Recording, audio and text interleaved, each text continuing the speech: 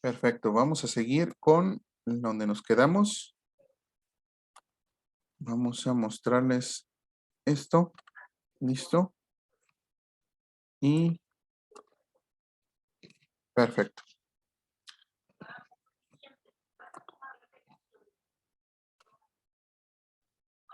Listo.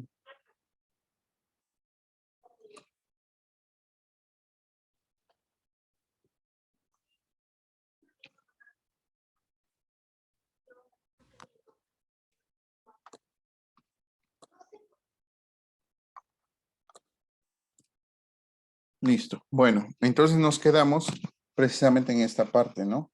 En las características necesarias para poder diseñar un terrario que va a estar siempre en función del organismo. En este caso, vamos a dar un ejemplo y vamos a trabajar con este ejemplar.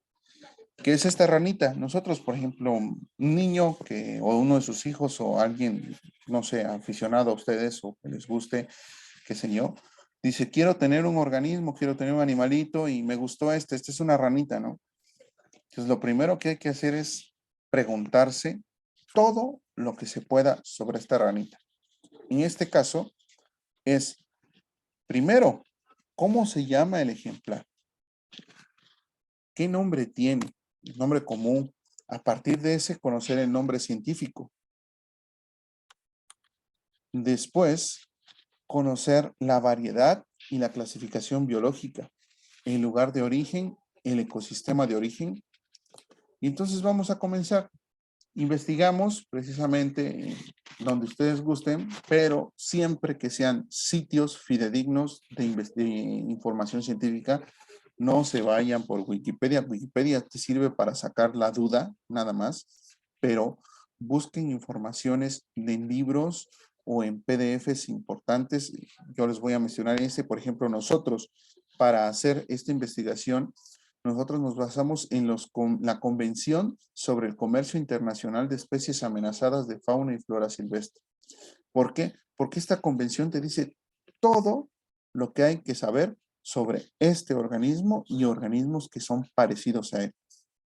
Entonces, son documentos de naturaleza científica que o está en español, o está en inglés, o en el idioma que sea, pero gracias a ellos podemos conocer todos los aspectos importantes de este tipo. Por ejemplo, nombre común del ejemplar es rana arborícola de ojos rojos. Nombre científico es Agalichnis calidrans. ¿Qué variedad es? Es variedad Costa Rica. ¿Cómo me doy cuenta que esta es variedad Costa Rica? Bueno, rana arborícola de ojos rojos es una rana, sí. Tiene ojos rojos, sí. Y si es arborícola es porque vive en las ramas, ¿no? La variedad Costa Rica tiene los brazos y las patas en la parte de abajo azul y tienen unas rayas azules con un abdomen amarillo vibrante. Entonces, esa es la variedad Costa Rica, el genotipo Costa Rica. ¿Qué clasificación biológica tiene? Es un anfibio, es decir, tiene una vida acuática y tiene una vida en la tierra. Entonces ya nos vamos imaginando qué tipo de terrario vamos a utilizar para este bicho. Uno que tenga agua y que tenga tierra. Lugar de origen. Dice tierras bajas tropicales del sur de México, en América Central y en la región del norte de Sudamérica. ¿Qué quiere decir? Que nosotros vamos a encontrar la rana arborícola de ojos rojos desde el sur de México, en la parte más lejana que es Chiapas, hasta la parte de abajo de América Central, Costa Rica, El Salvador, Honduras, mucho más abajo. ¿Sale? Entonces, toda esa sección va a estar, pero aquí nos importa específicamente esa. Por lo tanto, esa solo va a estar en Costa Rica. Y por eso mismo tenemos que prestar mucha atención.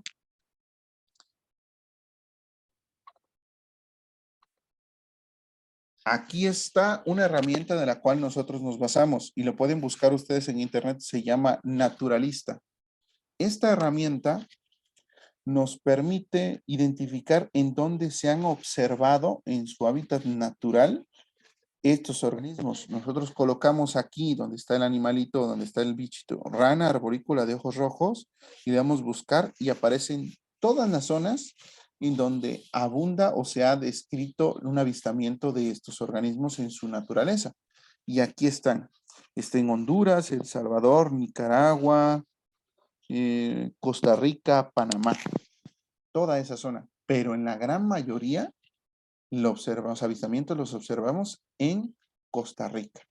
Entonces, esta herramienta nos sirve mucho para determinar de dónde es ese bicho y dónde se ha encontrado. Vale, ya decidimos que es Costa Rica. Ahora sí, ecosistema de origen es selvas tropicales. Zona de vida, y la zona de vida se le llama microclima, que aunque viva en la selva, no quiere decir que tiene las mismas temperaturas cada una de las partes de la selva. Entonces, no es la misma temperatura en la parte alta del árbol, la copa del árbol, en el dosel del árbol, en el tronco del árbol, en el suelo o en la parte de abajo del suelo. Eso es muy importante. Los microclimas, que es en donde exactamente encuentras el organismo, tiene sus características específicas. Y esas no las vas a encontrar con tanta facilidad, a menos de que te vayas a documentos científicos. En este caso, la zona de vida es en las copas de los árboles, arbustos al lado de riachuelos o cuerpos de agua. La parte 8, condiciones climatológicas, que la temperatura, por ejemplo, va a estar entre 24 y 30 grados centígrados durante el día y 19 a 22 grados centígrados durante la noche. Una humedad entre el 60 y el 100% y una precipitación fluvial de 1.700 a 2.000 milímetros anuales. Lo que más o menos indica la biografía es que siempre debes de tener 100 milímetros mensuales a lo largo de todo el año. ¿Qué quiere decir esto? A veces cuando nos dicen milímetros de agua en una lluvia, nos confunde el término o lo desconocemos. ¿Qué quiere decir? Que acá, en este, por ejemplo, que nos indican que son 100 milímetros al mes, quiere decir que durante un mes de riego en el terrario, en la zona, si nosotros no sacamos esa agua debe de subir 10 centímetros. Si diario estamos utilizando en el largo del mes, deben de subir 10 centímetros. Esa es la cantidad de agua que nosotros deberíamos de estar aportando al terrario para tener este ejemplar. Muchas veces podemos decir, los climas que, bueno, los meses que no llueve, que puede ser, no sé, enero, febrero, o investigar en la zona cuáles son las temporadas de lluvia. Entonces, ahí también, en esa página que vimos antes, en la página de Naturalista, ahí hay una gráfica que te dice temporada de máximo avistamiento y te dice las temporadas de lluvia. Hay una curva que te indica en estos meses es donde la hemos visto más y son precisamente porque hay más lluvias. De ahí los hábitos de vida, ya sabemos, es arborícola, pero lo importante son las características de estos hábitos, es decir, el modo de vida, duerme durante el día en la parte inferior de las hojas, y se ocultan todos sus colores, solamente se ve verde. Es como si esta fuera la hoja y aquí estuviera la ranita durmiendo y está de color verde. Entonces, si nosotros esperamos tenerla como mascota para verla durante el día, no lo vamos a poder hacer porque estos animalitos son de hábitos nocturnos. Eso quiere decir que entonces tenemos que darle características especiales a la urna para que pueda vivir en la noche. Si nosotros lo queremos como mascota para el día, no lo vamos a observar. Entonces, mejor nos decidimos por otro tipo de rana, una dendrobate o algún otro tipo de organismo que podamos verlo durante el día, como ¿cómo se llaman? Algún reptil, un camaleón, algo así. Después, modo de reproducción. La presencia de pozas temporales o permanentes es importante para la reproducción. ¿Qué quiere decir? Que entonces debe de haber mucha agua inundada. Y sí tiene que haber suelo, pero debe de haber agua. Estos organismos son malos nadadores, no nadan bien. Entonces hay que tener mucho cuidado porque a pesar de que son relativamente grandes, entre 3 a 7 centímetros, 7 centímetros la hembra, 5 centímetros el macho como mucho, y no nadan bien. Entonces hay que tener mucho cuidado que no sea una zona tan profunda como para que se muera o que tenga rocas, tronquitos para que se pueda salir por ahí, ¿no? De ahí, alimentación. Son carnívoros nocturnos. Se alimentan de grillos, moscas y polillas. Entonces, van a estar cazando de noche y ustedes van a tener que darles de comer. Entonces, ahí es lo importante. ¿Qué cosa les van a dar de comer? O si tienen un criadero de grillos, un criadero de moscas, un criadero de polillas, algunos utilizan tenebrio, eh, cucarachas, algún tipo de cucarachas pequeñas, o los isópodos, que son las cochinillas, que en mi caso yo prefiero darle a mis ranas cochinillas, porque permite que el calcio que absorben es todavía mayor. De ahí, ¿qué otra cosa? Su descanso. Normalmente,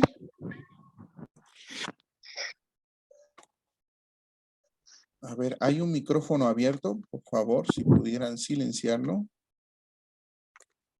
Listo. Entonces, el descanso de ellas, pues son durante el día, durante la noche van a estar viviendo. Y su esperanza de vida alcanza una madurez, la madurez sexual a los 1.5 años, pero no quiere decir que vivan 1.5 años. En cautiverio se han registrado organismos que viven hasta 7 años, estos animalitos, pero en la naturaleza rara vez sobrepasan los 3 años. ¿Por qué? Por los depredadores que tienen, se los pueden comer algunas víboras, algunos otros organismos, se los comen y como no son venenosas, entonces es más fácil que estos organismos se los coman. En este caso, pues sí se han documentado ejemplares con 5 años de vida. Son muy bonitos ya verlos bastante longevos.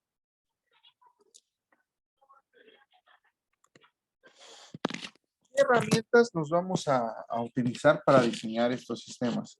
Nosotros ya conocemos que necesitamos la temperatura, la presión, las altitudes, la cantidad de iluminación, la humedad, etcétera, etcétera.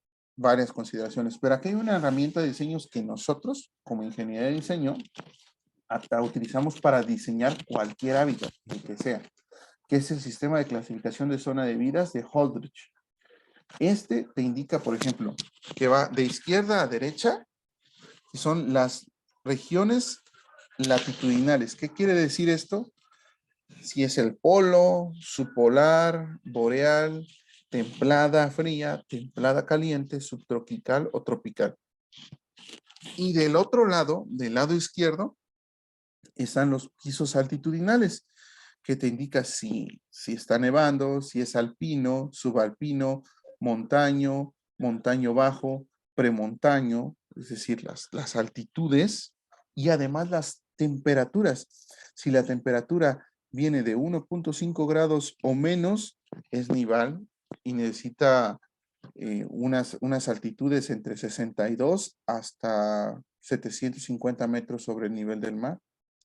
Mientras que si nos vamos hacia abajo a 3 grados, 6 grados, 12 grados y 24, es decir, entre más abajo vayamos, mayor es la temperatura. ¿Vale? Y ahora en la parte del centro, en la parte de hasta abajo, podemos encontrar la aridez de los sitios, es decir, las provincias de humedad desde superárido, perárido, árido, semiárido, subhúmedo, húmedo, perhúmedo y superhúmedo, por la cantidad de humedad que vamos a estar utilizando gracias a la precipitación anual. ¿Sale? Esa precipitación anual nos indica el número de milímetros de lluvia que van a estar lloviendo por todo el año, ¿no? Si nosotros ya tenemos la temperatura, que nuestra temperatura del organismo, vamos a checar, la temperatura es de 24 grados a 30 grados durante el día y de 19 a 20. Entonces podríamos indicar más o menos que es una temperatura entre 19 a 30 grados, ¿sale? Nos vamos aquí, buscamos en la tabla, en esta tablita, de 19 a 30, es decir, debe de estar aquí, entre la parte media, entre montano bajo y premontano, hacia abajo. Es decir, el tipo de clima que va a tener ese organismo debe de estar en uno de estos, en subtropical, tropical, desde superárido hasta superhúmedo. ¿Qué otra característica tenemos? Tenemos que la lluvia debe de estar en la humedad entre el 60 y el 100%. Vamos a ver cómo va a estar la humedad. Aquí la humedad la vamos a observar en la lluvia. Entonces, en la lluvia nos va a indicar que son de 1,700 a 2,000 milímetros anuales. Y vamos a buscar aquí, en esta zona, los 2,000. Aquí tenemos 1,000 y 2,000. Quiere decir que tiene que estar en esta zona y que debe de ser en esto donde se está moviendo mi cursor, en esta parte. Entonces, se reduce a que tiene que estar en estos puntos, porque debe ser una temperatura entre 19 y 30 grados, que puede ser un bosque húmedo, un bosque muy húmedo, un bosque fluvial, o un bosque seco, un bosque húmedo, un bosque muy húmedo, o un bosque pluvial. ¿Sale? Vamos a ver si realmente hicimos estas caracterizaciones adecuadas. Y aquí la herramienta de diseño nos indica que sí, que puede ser cualquiera de estos tres tipos de clima, el cual, o el ecosistema que podemos utilizar para esta rana. Cualquiera de esos tres, dice la teoría. Ahora, vamos a ir a otra herramienta, la iluminación. Nosotros sabemos que la iluminación va a variar de acuerdo al sitio en donde se encuentre. Si nosotros tratamos de recordar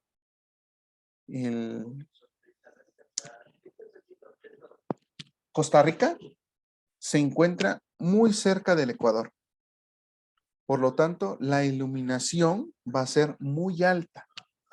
Y esa iluminación va a ser diferente en Ecuador, en el trópico de Cáncer, en el trópico de Capricornio, en el círculo polar ártico y en el Antártico, así como en el polo sur y en el polo sur, y en el polo norte.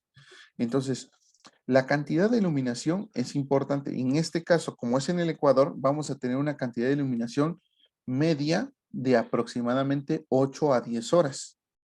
¿Vale? Eso quiere decir que nuestro terrario tiene que estar iluminado 8 a 10 horas. Si nosotros estamos en un sitio en donde la iluminación no llega a las 8 horas, nosotros tenemos que suplementar o colocar lámparas especiales para que se cumplan ese tipo de iluminación.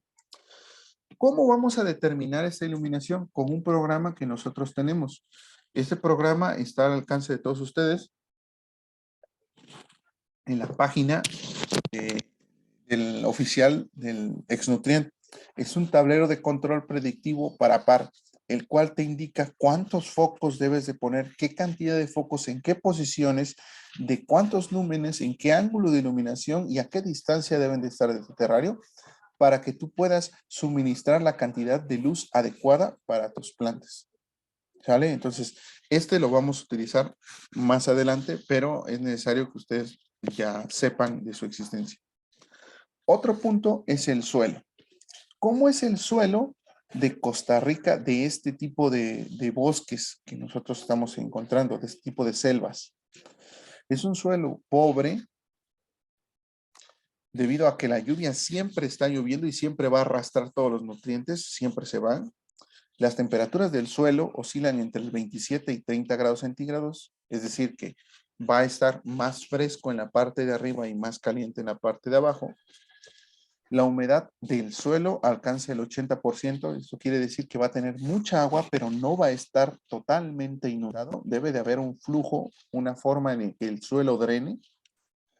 Debe de haber una descomposición bacteriana rápida que impida la acumulación de humus, que impida que el humus es las heces fermentadas de algunos organismos. Entonces, estas bacterias tienen que estar muy activas para que no exista eso, no se desarrollan tantos hongos. De esta manera, todos los nutrientes se absorben por parte de la lluvia y se van al agua. La concentración de óxidos debe ser también muy alta. Debe de haber hierro, aluminio, El suelo debe ser color rojo, rojo intenso, y debido a que son de orígenes volcánicos, entonces normalmente este tipo de ecosistemas en algún momento fueron de suelo volcánicos. Son fértiles y pueden ser desde muy fértiles hasta infértiles, mayormente es bastante fértil, entonces por lo cual debe ser un suelo que debe tener muchos nutrientes sin tener humus. Ahí esa es la cuestión.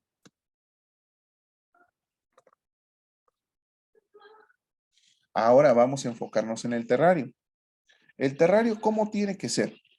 Primero, el tamaño del terrario tiene que ver con la zona de vida de la rana. Nosotros ya sabemos que la zona de vida de la rana, el microclima, es las copas de los árboles y arbusto al lado de riachuelos o cuerpos de agua. Eso quiere decir que tiene que ser más alto que ancho o largo. Puede ser muy alto, muy largo, puede ser muy ancho, pero siempre tiene que ser muy alto. Y me refiero a una altura entre los 80 y los 120 centímetros o 150 centímetros de altura, bastante alto. Entre más alto para ellos es mejor, pero vamos a ver las características de por qué no tiene que ser tan alto también. El sustrato del suelo puede ser pobre, de preferencia, para evitar el yacimiento de algas, tendríamos que hacerlo pobre, a menos de que coloquemos una cantidad de plantas muy grande o que lo tengamos planificado para tener plantas en gran cantidad. Una humedad del 80% máximo, una rápida descomposición bacteriana y debe de ser suelo de origen volcánico. La iluminación. Estarán de acuerdo que la iluminación, las copas de los árboles están más iluminadas, es decir, hay mucha luz en la parte de arriba, y en la parte de abajo hay poca luz. Entonces, así debe de ser el terrario. En la parte de alta debe tener mucha iluminación y en la parte de abajo muy poca iluminación.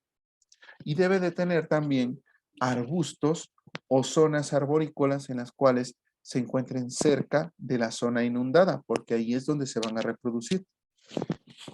Y vamos a tener que buscar los riachuelos, como son los riachuelos de Costa Rica, precisamente. Ahora, aquí está yo lo que les decía, lo de la iluminación. En cuanto a la iluminación, Costa Rica está cerca del Ecuador y aquí tenemos un mapa, que este mapa nos va a hablar sobre la potencia de radiación solar que tiene cada una de las zonas. Entendiéndose que la zona verde del mapa es la que menos iluminación solar tiene y la zona roja es la que más iluminación solar tiene. ¿Vale? Eso es importante. Desde los 1314 kilowatts horas por metro cuadrado hasta los 2191 kilowatts horas por metro cuadrado. Entonces es una cantidad de luz muy intensa. Y esa cantidad de luz nos va a indicar en qué zona va a estar. Y como sabemos aquí, la zona es el Ecuador. Vamos a seleccionar la imagen que nosotros buscamos del mapa, ¿se acuerdan del naturalista? Y esa la metemos en un programa en donde se superpone y se hace transparente y se coloca justo sobre el mapa de radiación solar. ¿Y qué podemos observar aquí? Lo que observamos es que la mayoría de los puntos en donde existe esta rana arborícola de ojos rojos es en las zonas cálidas, en zonas donde hay mucha radiación solar. Si nosotros vamos a fuentes de investigación, buscamos toda esta zona, son selvas. Entonces, corrobora nuestra hipótesis de que realmente necesita una irradiación muy alta, selvas, temperaturas cálidas, y por lo tanto vamos a manejar temperaturas de unos 27-30 grados. ¿Vale? Regresamos a la cuestión del terrario. Ya tenemos el tamaño, el sustrato, la iluminación. Va a ser en la copa de los árboles, arbustos al lado de riachuelos, de Costa Rica, que tiene aproximadamente 60 kilowatts por metro cuadrado en la parte de abajo. En la parte de abajo del terreno. En la parte de arriba ya vimos que son cantidades muy grandes, de alrededor de 2191 kilowatts por metro cuadrado. ¿Sale? Y ahora sí tenemos que determinar el par con el programa que nosotros tenemos. Ese par nos los determina a nivel del suelo que debe de ser más o menos 2.700 lux, equivalente a un par de 12. Y eso va a permitir que las plantas en esa zona sí se desarrollen. Mientras que en la parte superior del terreno, en la parte alta, vamos a tener unos 30.000 lux, que equivalen a unos 200 en valor de par. Aquí tenemos ya cómo lo hicimos y cómo diseñamos nuestro terrario. Nuestro terrario, pues este es un proyecto que, por ejemplo, puede tener 100 metros de ancho, 100 centímetros de ancho, perdón. Nosotros lo dejamos en 60 centímetros, 1 metro de alto, 1 metro de largo. Debe de tener su irradiación solar en la parte de arriba, que son focos, en este caso son 150 watts, que van a generar 15.000 lúmenes a 6.500 grados Kelvin. Ventilaciones superiores y ventilaciones laterales, para que el flujo del aire sea entra por los laterales y sale por la parte de arriba. De esa manera, sí hay pérdida de humedad, pero podemos controlar el intercambio gaseoso y evitamos que se muezcan las cosas dentro del terrario. Ya lo tenemos diseñado, va a ser de puertas abatibles, perfecto. ¿Cómo vamos a diseñar el suelo? ¿Y qué tipo de sustratos vamos a diseñar? Pues el suelo, hay muchísimos materiales para el suelo. Hay desde tezontle rojo, tezontle negro, que son piedras volcánicas, piedras de origen volcánico, zeolitas de origen volcánico también, arcilla expandida, que es de origen volcánico, pero por un procesamiento artificial, perlita, sustratos porosos, roca de canto rodado, fibra de coco, fibra pulverizada de coco, hojarasca, musgo o turba negra, turba rubia, humus de lombriz, laterita, tierra negra, arcilla amarilla, arcilla verde, arcilla roja, carbón vegetal y el sustrato que nosotros tenemos, que es el que recomendamos, que es el soporte biológico. Ese soporte biológico ya viene con la carga bacteriana para que el sustrato se enriquezca en menos de un mes. Ya lo trae completo y te sirve para mantener el tratamiento de agua. Entonces, esto nos va a permitir que con estos materiales juguemos para saber qué tipo de suelo vamos a construir.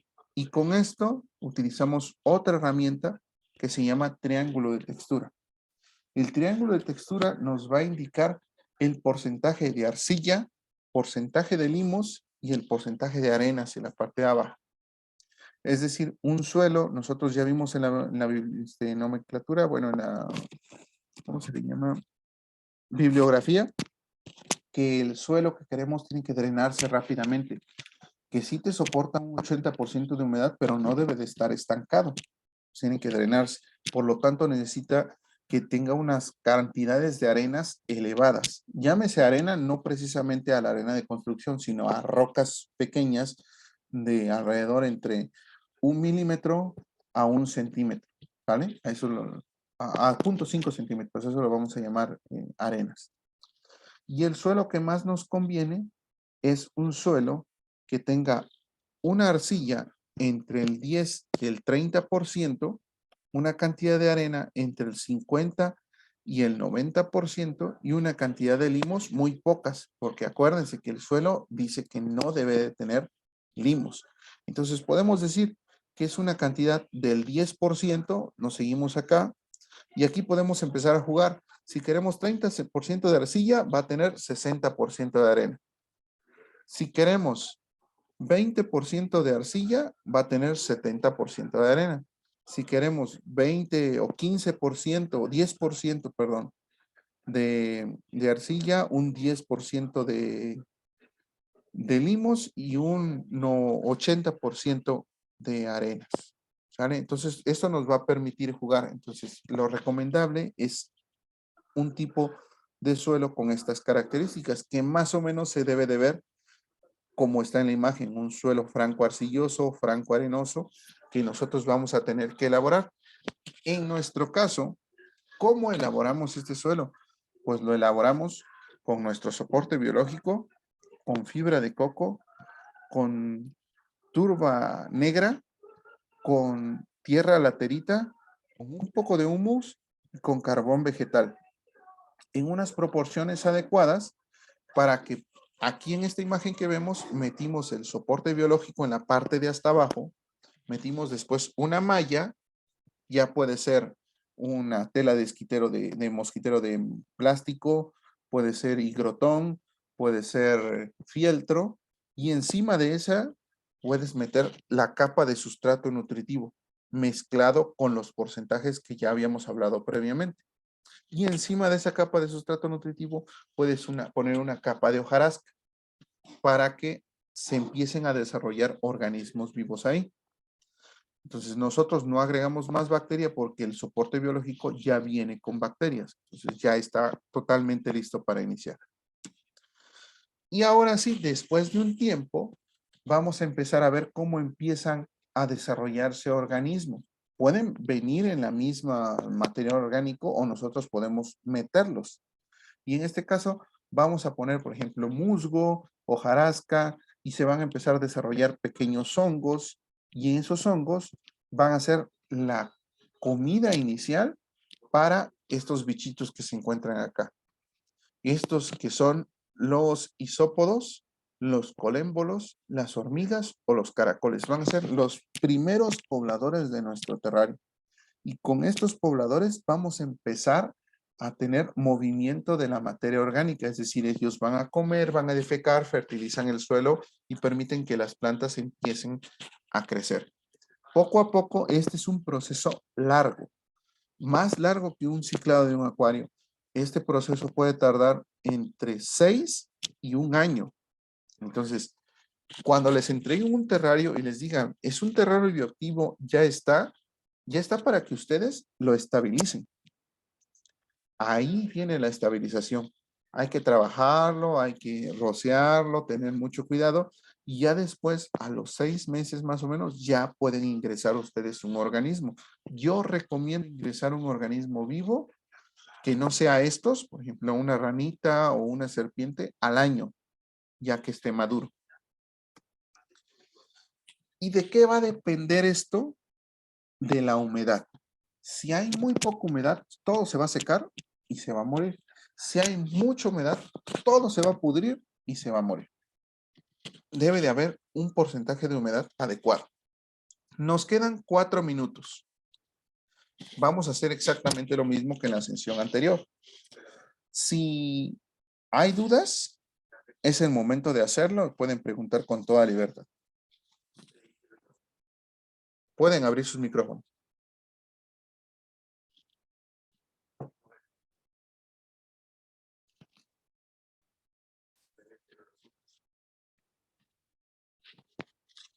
Si hasta acá no hay dudas, vamos a detener la plática. Nos volvimos a salir otra vez y volvemos a ingresar. Ya saben, esto es de inmediato. Estamos 12, espero que los 12 regresen para terminar y para que vean realmente cómo queda un terrario, porque esa es la parte buena. ¿Cómo va a quedar el terrario? Repito nuevamente, ¿alguna duda?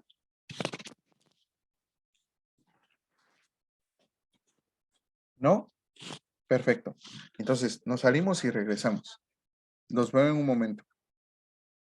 En la parte 3.